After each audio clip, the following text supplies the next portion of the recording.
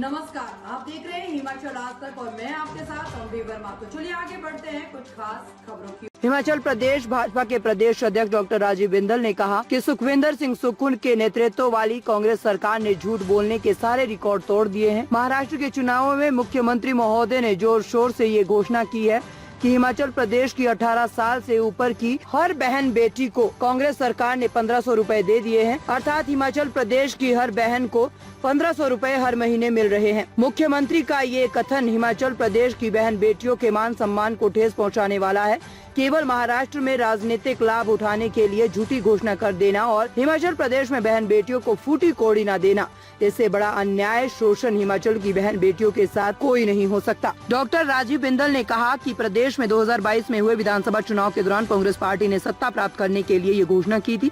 महिलाओं को गारंटी दी थी कि कांग्रेस की सरकार बनते ही पहली कैबिनेट में 18 साल से ऊपर की हर बहन बेटी को 1500 रुपए महीना मिलना शुरू हो जाएगा। इसी प्रकार की घोषणा दोबारा से 2024 के लोकसभा चुनाव में भी की। 2 साल बीत जाने पर भी बहनों के हाथ खाली हैं। कांग्रेस पार्टी और सरकार मालामाल है और झूठ फरेब से वोट लेने का क्रम जारी है।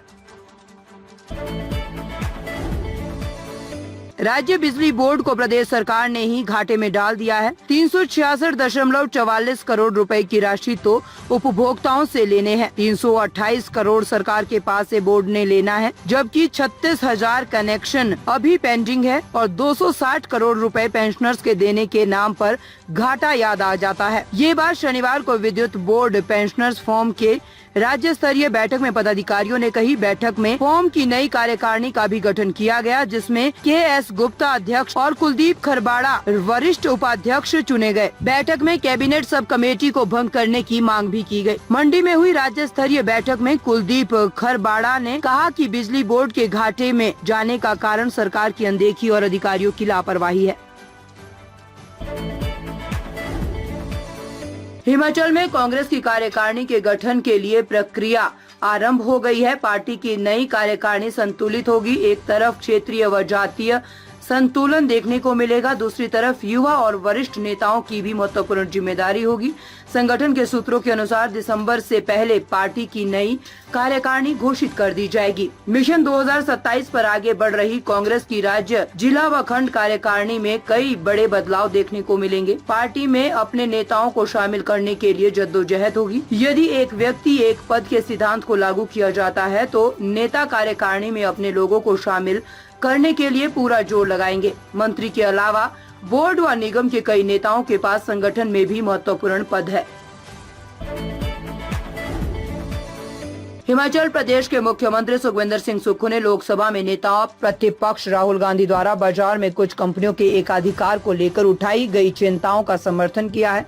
सुक्खू ने कहा है कि राहुल गांधी की ये चिंता केवल आलोचना नहीं है, बल्कि ये एक बड़े और जरूरी बदलाव की मांग करती है। मुख्यमंत्री ने कहा कि राहुल गांधी ने इस मुद्दे को स्पष्ट और साहसिक रूप से उठाया है, जो हर नागरिक की चिंता को उजागर करता है। ये समय की आवश्यकता है कि हम बाजार में स्वस्थ प्रतिस्पर्धा को बढ़ावा दें, ताकि कीमतें नियंत्रित रहे और उपभोक्ताओं को बेहतर सेवाएं और उत्पाद मिल सके। सुक्खू ने कांग्रेस की विचारधारा को रेखांकित करते हुए कहा कि पार्टी का हमेशा से यही उद्देश्य रहा है कि सभी नागरिकों को समान अवसर मिले, संसाधनों का समुचित वितरण हो और देश की आर्थिक संरचना में जनहित को सर्वोपरि रखा जाए। मुख्यमंत्री ने केंद्र सरकार से अपील की है कि वह इस संवेदनशील मुद्दे पर दलगत राजनीति से ऊपर उठकर विचार करे और देश हित में ठोस कदम उठाए। उनका मानना है कि कंपनियों के एकाधिकार को रोकने के लिए उचित कदम उठाए जाने चाहिए, ताकि आम जनता को फायदा हो सके और बाजार में प्रतिस्पर्धा बनी रहे।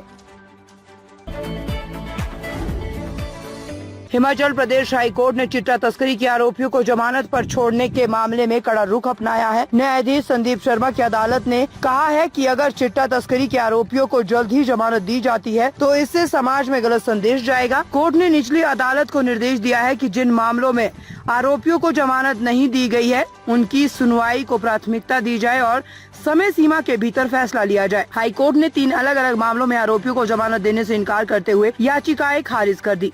पहला मामला मामला बंजार जिला कुल्लू का था, जहां पुलिस ने आरोपी छोटू लाल के पास से 3 किलोग्राम चरस बरामद की थी।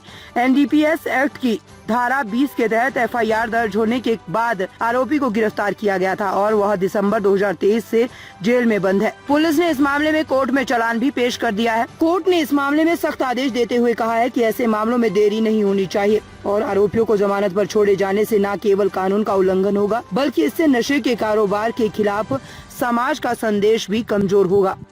हिमाचल की खबरों को देखने के लिए बने रहिए हिमाचल आज तक के साथ।